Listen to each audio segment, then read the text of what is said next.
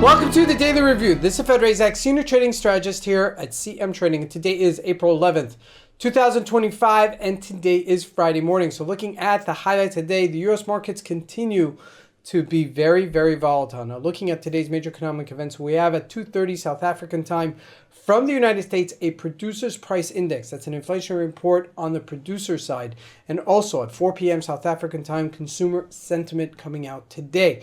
Now looking at the markets, starting out with the Forex symbols, the US dollar continues to weaken versus all the major pairs. And as we shift over to the indices, we're watching the Dow Jones and the NASDAQ have huge swings in the market, initially tanking and then recovering towards the afternoon.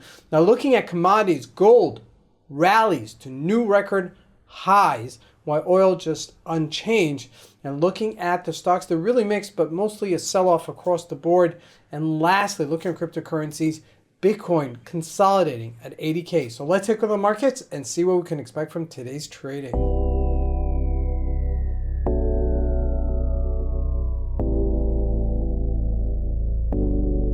So here we go. First with the Euro USD. Now the Euro USD has been super and characteristically very strong versus the dollar just recently. And it's just kind of interesting because it's becoming a leading indicator.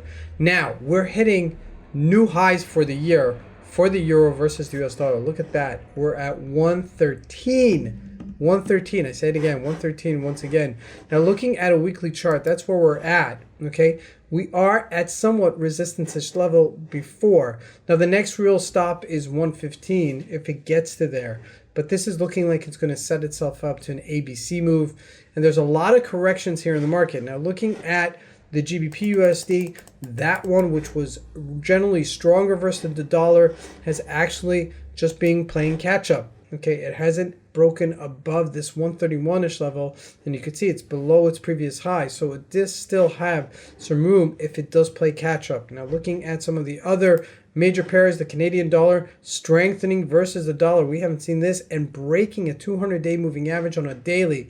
Looking at a weekly, also getting much stronger here. And if we do get the crossover between the red line and the blue line, which is the 8-day and the 30-day, we could rest assured we're going to be much lower than that and going to be trading maybe in the 130-ish level. Now, this is just unprecedented with so much volatility in the markets. I'm looking at the Japanese yen, also 143 versus the dollar.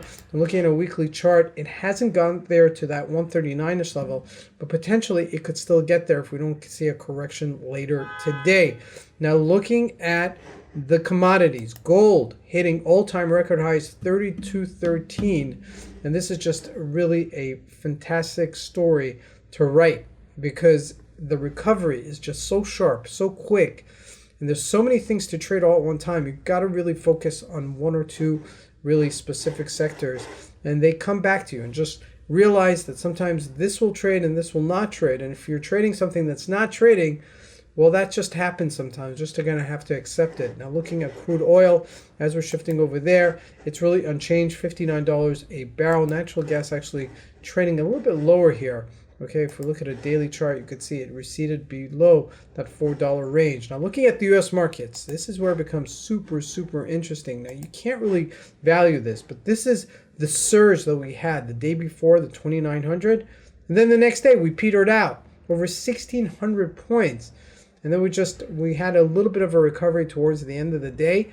So we're making huge swings in the markets, huge swings. People are losing money. People are also making money.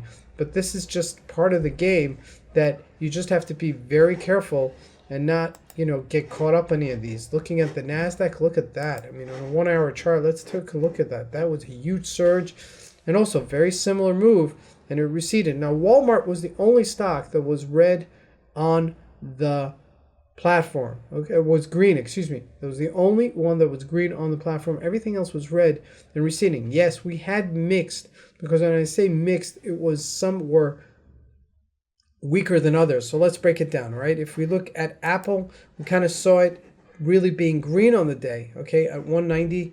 And if we look at Facebook, okay, that was actually down on the day, okay, as that followed the indices. Microsoft also just a little bit down on the day. So it wasn't just anything colossal. You can see that in intraday, we had a massive move, okay, from 368 up to 380, but initially tanking. So we had a V formation, which generally speaking is maybe a bottom, potentially, okay, if we see that at this level. Now looking at Bank of America, also had that sell-off, and JP Morgan also just consolidating here and showing some strength. So there is a little bit of mix in the market if we look at it from that perspective. Now lastly, let's take a look at Bitcoin as it's steady at 80K.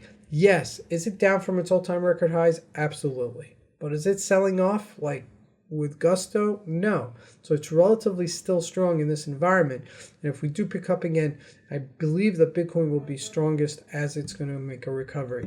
This is Razak. I want to wish you guys a great trading day. Thank you.